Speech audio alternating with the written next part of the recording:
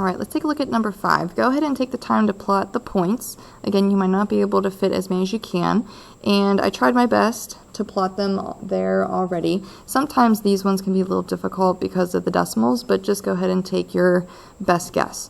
After you're done graphing those points, we'll go ahead and play Connect the Dots to draw a picture that hopefully can help us out in naming and finding some properties of this function.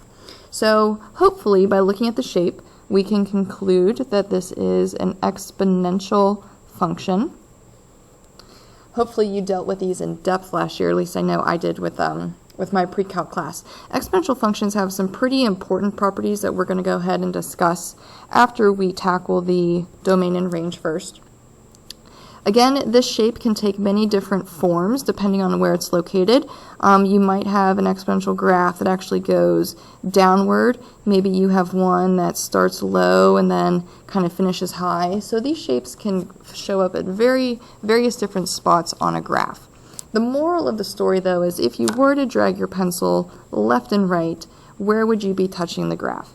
And these exponential graphs have a domain of all real numbers, but the range is changing depending on where it is located.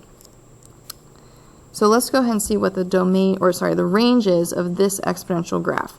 If you drag your pencil low to high, you might be tempted to say that the graph is starting at 3, which you kind of would be correct in some case. So we'll go ahead and list that value of 3. And as we continue to go upwards, we are going to go up forever, clearly very, very high because of that 1027 value. The question is, though, can we include 3 in this in this range interval? And if you take a look at the table, hopefully that'll help us out a little bit better. Notice how as the x's continue to get smaller, the y values continue to get closer and closer and closer to 3, but they're probably never ever going to touch it. That's what we're going to refer to as a horizontal asymptote. These are normally denoted by dotted lines on your graph. So if we'll never ever touch 3, we'll go ahead and use a parenthesis there. We'll go ahead and also list horizontal asymptotes, because that's a nice property to be aware of that these exponential functions always have. We can also classify the type of exponential function that we're dealing with.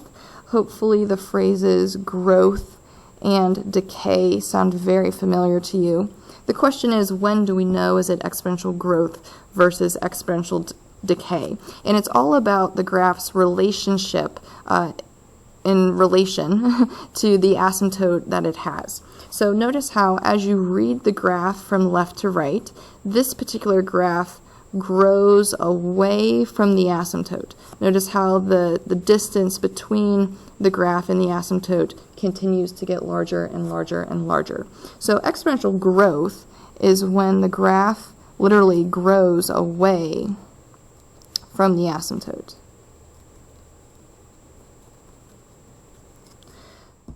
On the other case, decay, maybe I'll draw a quick picture down here, is when you have your asymptote, and as your graph is read from left to right, the exponential curve goes towards the asymptote.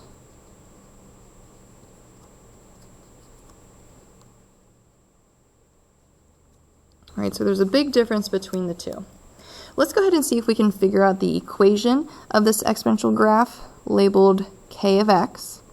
Exponential functions normally take the form of a times b to the x plus c, where we might have some leading coefficient, and we always have this base being raised to a power of x. That's why they're called exponential functions, because the variable x is in the exponent spot, and we might be adding some constant on the end. Remember that number being added or subtracted on the end is how much your graph may be shifted up or down.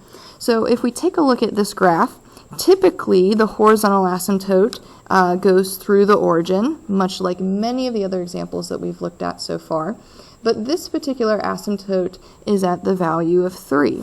So we can say that the plus c on the end is a positive 3. That's where the asymptote was moved to. And we could perhaps use some other points in the table to figure out what is this base raised to a power. So it might take some time to figure out, but go ahead and take a look at some of these easier points, I would say. If your variable x was 0, we have to figure out what would the base be plus 3 in order to give us 4. Very similarly, if you let the power be 2, we're going to have to figure out what would the base have to be raised to 2 plus 3, and that would give us 7. So it might be a little of a guessing game. Some of us might be more advanced and able to figure it out mathematically using these points, but however you want to approach it, more power to you, as long as we can figure out the equation in the end. So maybe we'll just start off easy with a base of 2 and see if that would work. You're never ever really going to have a base of 1 because 1 to any power is just 1 anyway, and that doesn't really make sense for exponential functions. So let's go ahead and we'll just go ahead and jot down 2 to the x and see if that works. If it doesn't, we'll try a different number. If we plug in 0, 2 to the 0 power is 1, plus 3 gives us 4. All right, so far so good, but remember this has to work for every point. So let's try the next one. If we plug in 2, 2 squared is 4, plus 3, we have 7. So far so good. Let's go ahead and try another point. 2 to the 4th is 16, plus 3 gives us 19. So it looks like this equation is working out for us. I guess we got lucky by initially guessing 2 instead of some other number.